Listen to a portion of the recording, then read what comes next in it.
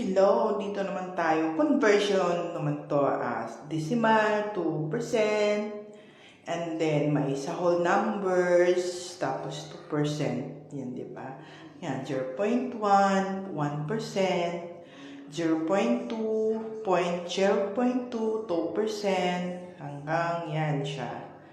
Tapos, ano naman tayo after niyan sa 0.9, di ba 9%?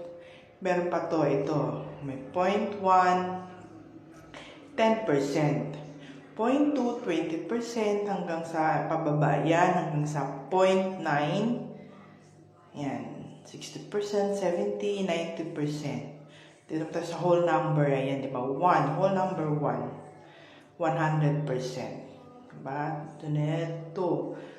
200, 300%, 400%, 500%, 600%, hanggang sa 900%. Ganun siya mga palalabs ko, diba? Ayan, yan. Thank you sa lahat. God bless, God bless. Thank you. Love, love, love.